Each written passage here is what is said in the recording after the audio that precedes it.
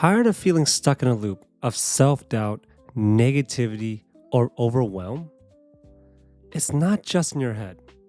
Your brain is wired to notice threats, to scan for problems, to hold on to the negative. And while that helped our ancestors survive, today, that wiring can become a prison.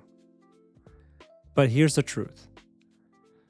Just because your brain leans negative doesn't mean you have to stay there. You can rewire it. And no, we're not talking about toxic positivity. We're not telling you to smile through pain or pretend everything's fine when it's not. We're talking about deliberate, grounded, neural-backed reframing. The process of transforming negative thoughts into intentional, empowering affirmations. See, because positivity isn't about ignoring reality. It's about choosing how you interpret it. And when you change that lens, you change your life. Welcome back to Hard Truths, the podcast where we cut through the noise, challenge the way you think, and talk about the things that are really holding you back. In today's episode, we're diving deep into the science and practice of reframing negativity, not just to feel better, but to be better, more resilient, more present, and more powerful. So let's talk about it. Let's clear something up. Positivity isn't about pretending everything's okay when it's really not. It's not about denying pain, suppressing emotion, or slapping a smile on struggle. See, positivity is a mindset of resilience. It's the choice to look for meaning even when things feel heavy. It's the practice of asking, what can I learn here? Or how can I respond in a way that makes me stronger? Most people confuse positivity with blind optimism, thinking it means always looking on the bright side. But real positivity is more grounded. It doesn't ignore hard truths. It coexists with them. See, it says, this is hard, and I trust that I can move through it. And here's what's fascinating. Your brain doesn't know the difference between a thought you repeat and a truth you actually believe. So if you consistently, constantly say, I'm not good enough, your brain takes that in as data. But if you start reframing, saying things like, I'm growing through this, or I'm capable of learning what I need, you're not lying to yourself. You're teaching your brain to focus on what you want to reinforce. Positivity isn't a personality trait. See, it's a skill. And like any skill, it gets stronger with practice. So if you've ever told yourself, I'm just not a positive person, I want you to stop. Get that shit out of your head. You're not broken. You're just undertrained. Let's go deeper, because this isn't just motivational fluff. This is neuroplasticity at work. See, your brain is made of networks. Think circuits that fire together, wire together. The more often you think a certain thought, the stronger that neural pathway becomes. That's why negativity feels automatic. It's not just a mindset, it's a habit loop embedded in your biology. And here's why that happens. For most of us, the negative thoughts started early. Maybe it was criticism from a parent, teasing from classmates, an early failure that felt too big at the time. And over the years, we repeated those messages to ourselves without even realizing it. And with repetition, they become grooves, mental habits so deep they started to feel like truth. Negativity becomes a default, not because it's accurate, but because it's familiar. So when you first try to reframe, it feels weird.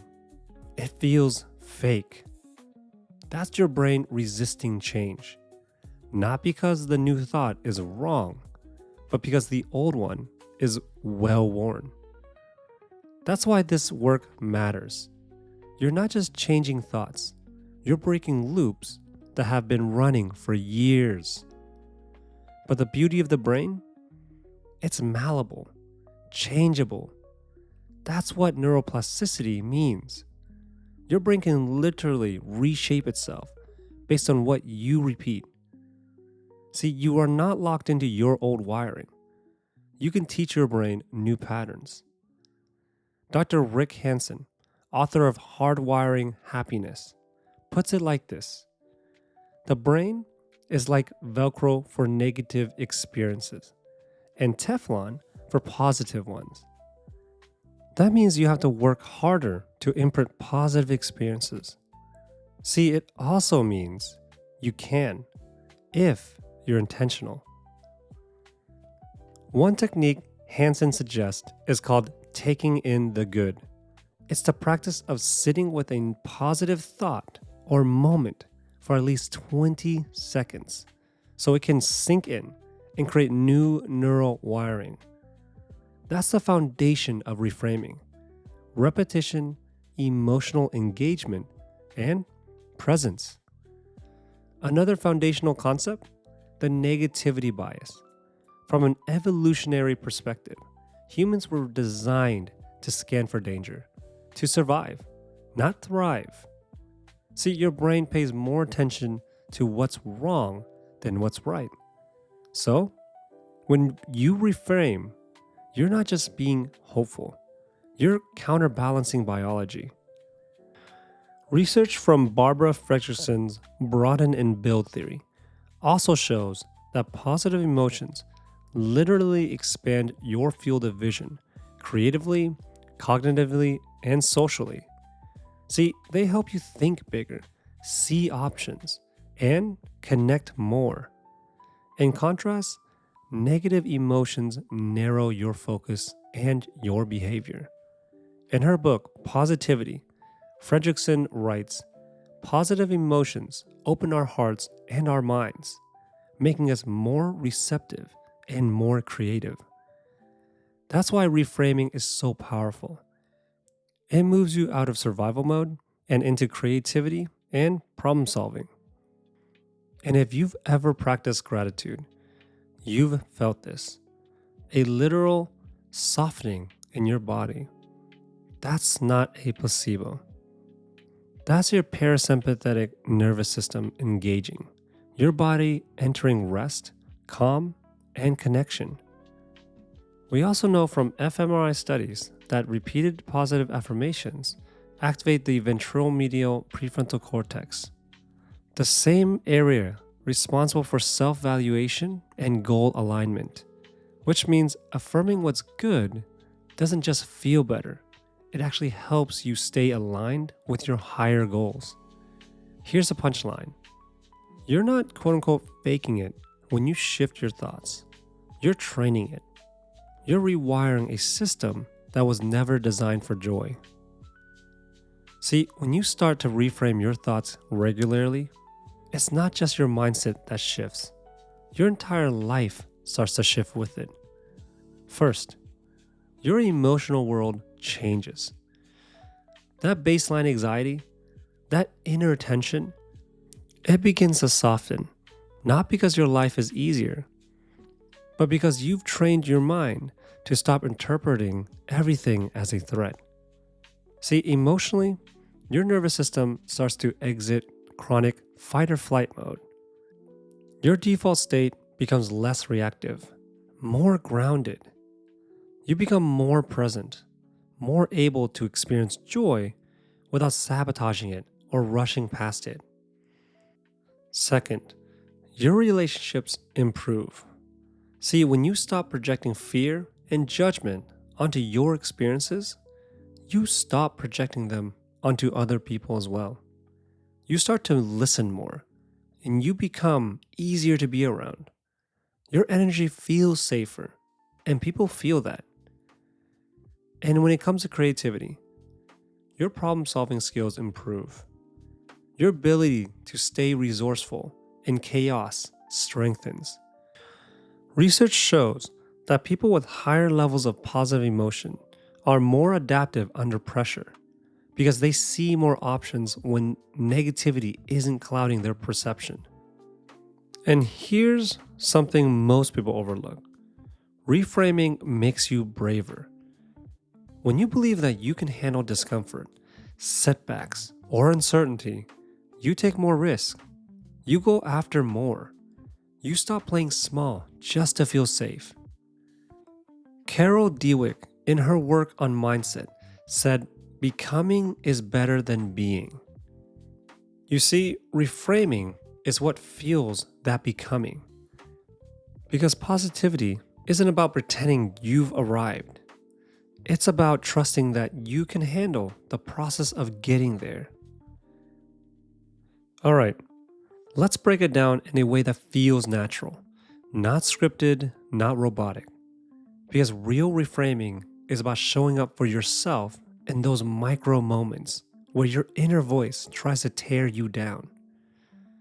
Here's some things I've picked up along my journey. Number one, I want you to catch the narrative. So you can't change a thought you haven't even noticed. So when something hits, your mood shifts, your confidence dips, or your body tenses, I want you to pause and ask, what am I telling myself right now? Don't judge it, just notice it. This one question interrupts the autopilot that invites self-awareness. Second, I want you to challenge the thought. Go one layer deeper and ask yourself, is this true? Is this helpful? Is this the whole story? This is where you bring in compassion. You're not trying to blindly be optimistic. You're trying to poke holes in a belief that's been quietly running your life. For example, if the thought is, I always mess this up, try asking, always? Or just sometimes when I'm tired or new to something? Give yourself compassion. Third, I want you to flip it into a grounded reframe. Take a thought and gently reshape it into something useful and believable. Not sugar-coated, just grounded. Think, I always mess this up becomes, I've had setbacks, but I'm still learning. And I'm better today than I was last time. See, you don't need to fake confidence. You just need to speak truth with grace. Fourth, I want you to repeat with emotion. Here's where the magic happens. Repeating the reframe is powerful, but only if you feel it. Say it out loud. Breathe into it. Close your eyes and imagine what it would feel like if you truly believed this thought, this emotion. See, emotion is what seals the pattern into the nervous system. And lastly, I want you to reinforce through environment. See, you can't do this work in isolation.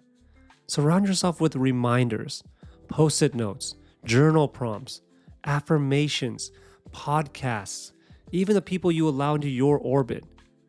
Your physical and digital environments are either reinforcing the new you or dragging you back into the old. And if you don't feel different right away, that's normal. This isn't instant transformation. It's inner renovation. You're literally rewiring the way your mind talks to itself. So give it time, and most importantly, give it grace. One thought at a time, one reframe at a time. That's how you shift the story. That's how you reclaim your mind. So here's the truth. You're not stuck because you're weak. You're stuck because your thoughts have been running on autopilot. But you see, the moment you pause and you notice and you choose to reframe, that's the moment you take your power back. So here's your challenge this week. Catch one negative thought each day. Stop, question it, reframe it, and write it down. It doesn't have to be perfect. It just has to be different than the old script you've been living by.